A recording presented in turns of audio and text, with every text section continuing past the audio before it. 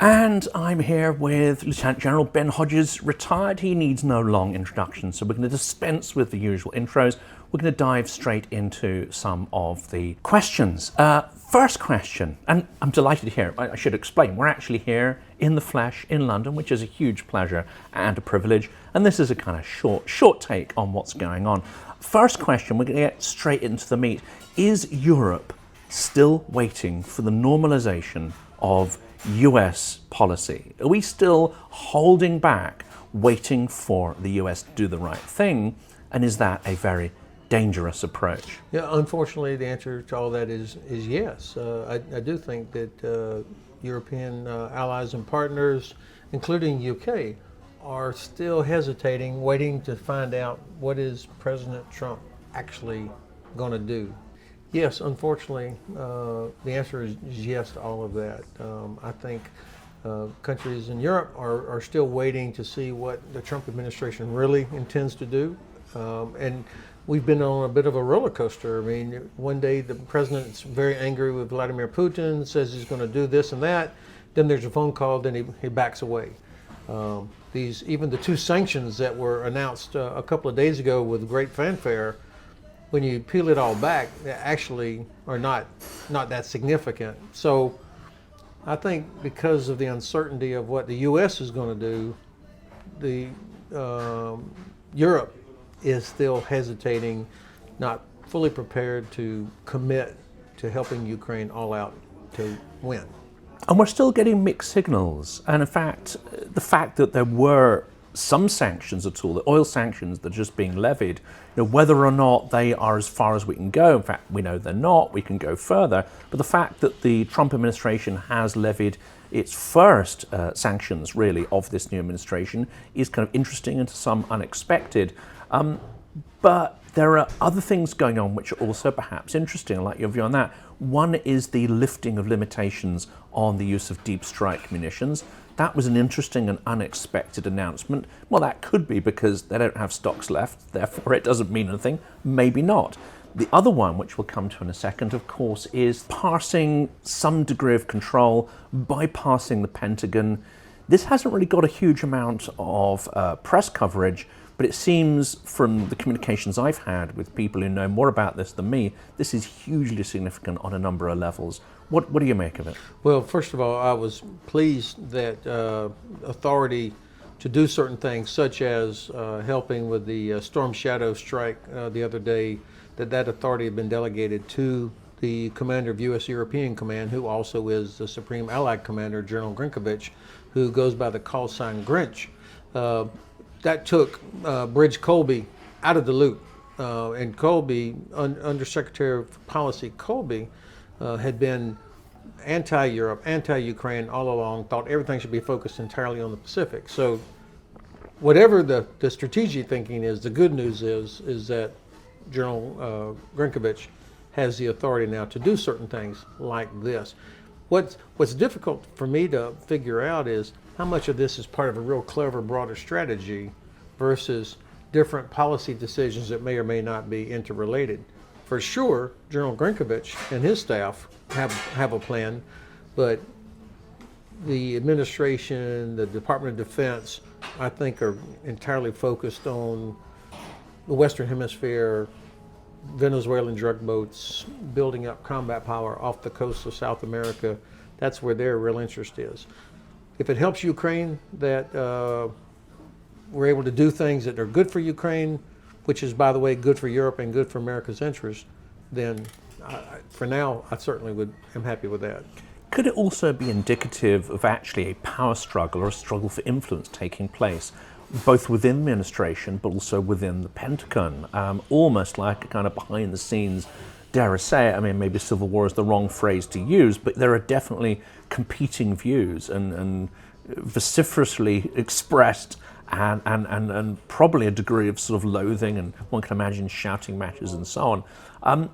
Why would they want to bypass the Pentagon, and why is that significant? Well, of course, not bypassing the Pentagon. I mean, all of the military structure comes under the Pentagon. The Secretary of Defense is the commander over Commander U.S. European Command, Central Command, Southern Command, and so on. It's a particular part of the Office of the Secretary of Defense, what we call Undersecretary of Defense for Policy, that has been bypassed, which is a good, healthy thing as far as Europe and Ukraine go. It would not, I mean, this is normal that there would be huge debates inside any administration. That's always been the case about where should priorities be, what should we be doing.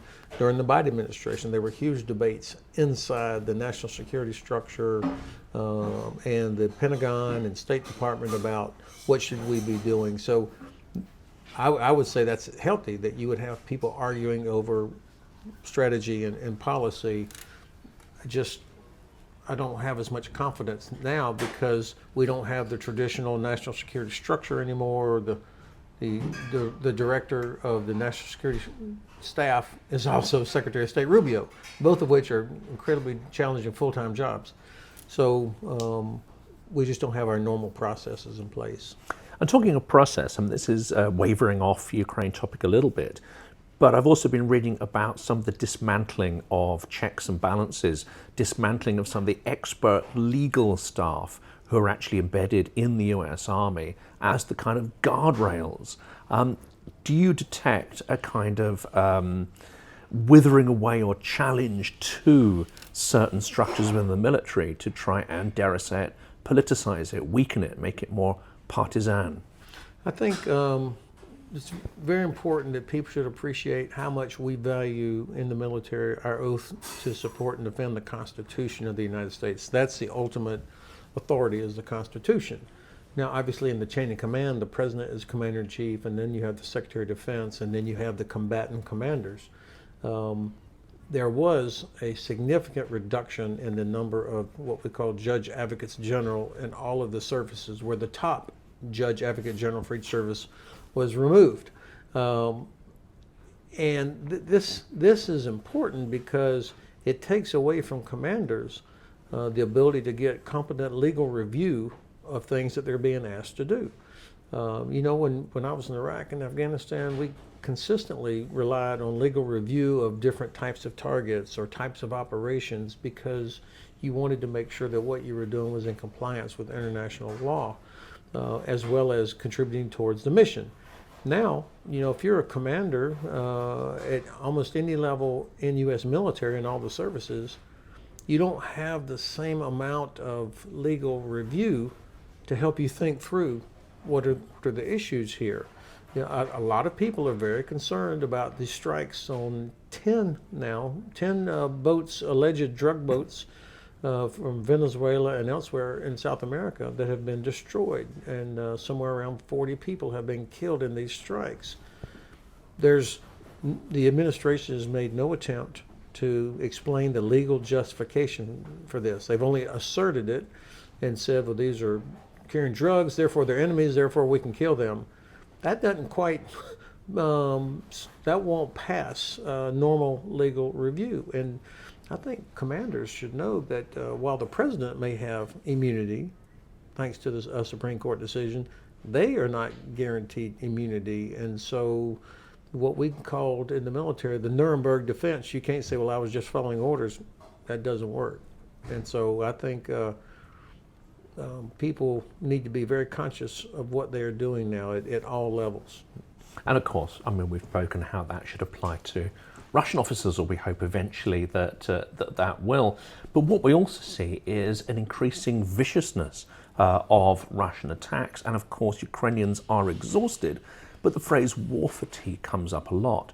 But that seems to apply more to Western publics, and indeed there are signs that the so-called Russian public are becoming war fatigued as well, and desertions are spiking up. How important is it that you sense a kind of sapping of will, both of the Russian public to put up with the privations, inverted commas, they're experiencing, but also desertions from the army? That would seem to be significant, especially as we know that in 1917 it led to the downfall of the Tsarist regime when soldiers started dropping their weapons en masse. So you are far more expert than me, Jonathan, on all things Russia, but we do know that war is a test of will. And even in Russia, at some point, families or people, and I don't know where that point is, will say no more. I mean, there's a report almost every week of Russian soldiers being executed by their chain of command or being beaten for not attacking vigorously enough or for attempted desertion. I can envision a situation where a 1917-like scenario happens. But I've been told so many times by people who really do know Russia, like, you don't appreciate their willingness and ability to endure privation. Now, it could be because they don't have it very, I mean, their start point is so low that it's not quite the same as if you ask Londoners or people from Washington to endure privation. It's hard to imagine that they're going to keep doing this endlessly, except to be driven into doing it. And then, of course, one of the things I worry about is if Ukraine fails, and of course that only happens if we fail, then you have tens of thousands of Ukrainian troops that are trained that will be forced into the Red Army with their equipment, those that couldn't escape or get out of there. So, they will be absorbed into Russian formations as well. That's another negative outcome of if we allow Ukraine to fail. And the last question here, because I know you've got a million things sort of packed into your trip here in the UK. The last question here is slightly more existential. It goes outside of perhaps the sort of the military focus. Are we fighting for the very soul and existence of European, and I include Britain in that, democracy, values, institutions? Because it seems they are under assault, they are under threat. We have AfD, we have Farage, we have Le Pen. It seems we're on a fairly precipitous knife edge here. So I think that would be true whether or not Russia had invaded Ukraine. You've got the rise of right-wing extremist organizations, exactly as you just described, in Germany, in UK, in France, and in other countries as well. And then Czech Republic just brought Babiš back in to be the prime minister. You've got Slovakia, Hungary. So there are a lot of right-wing extremist governments out there that don't care about liberal democratic values maybe the way that you and I and most of your listeners do. Russia has of course exploited that, and I do worry that if these parties come into power, particularly in the big three of Germany, UK, and France, in even one of those, that could lead to a significant reduction in the ability or the willingness of governments to support Ukraine, for example, because the right-wing governments in these countries tend to echo Russian or Kremlin talking points and sentiments, and even in some countries the far left are at least anti-Ukraine, and so there is a lot at stake that Ukraine is carrying the load right now. And if we fail them, if we don't help them to be successful, then I think we're going to end up with a much more difficult domestic situation in our own countries. That's where we have to end it today. Lieutenant General retired Ben Hodges. Huge pleasure meeting here in London and having the chance to record this and have a chat beforehand as well. I wish you luck in the rest of your trip, and of course thank you for everything you do to try and reinforce those same democratic values that you just mentioned. Thanks for the privilege, Jonathan. I'd like to make a personal recommendation that I know you will appreciate. You may have seen my interview last week with the producer of the film series Kyiv of Mine, Ronnie Apteker. Well, I've partnered with them to help raise awareness of what I believe is an important series of films made for a Western audience to help break through absurd stereotypes about Ukraine, some of which, of course, are amplified by Russian propaganda. You can watch these films for free now. Details in a second. Kyiv of Mine is a documentary series about Ukraine's extraordinary capital, which I had the privilege to visit for the first time in January this year. The film production began in 2018, and of course much has changed since then. It's now 2025, and the story is far from over. Kyiv of Mine is a fast-paced, beautifully filmed, humorous, fun, insightful, heartbreaking, moving, and hopeful work, the very antithesis, in fact, of a doom-laden and worthy wartime documentary. This is a work that is extraordinarily uplifting.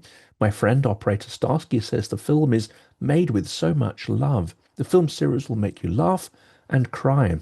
It's the only film about Ukraine that began before the war yet has traced lives through the tumultuous times, and which follows the lives of more than a dozen Ukrainians in real time. This is an historic period told through highly personal and emotive stories from Kyiv's days of emerging prosperity after the Maidan Revolution through COVID and the full-scale invasion.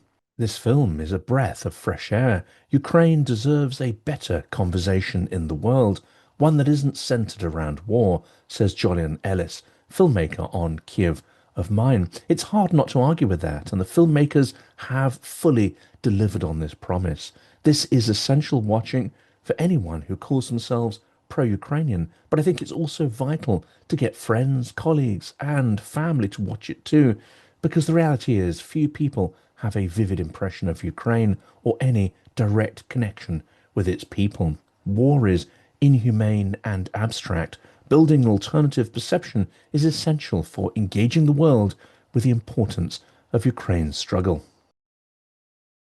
A final word from our partners, the makers of Kyiv of Mine.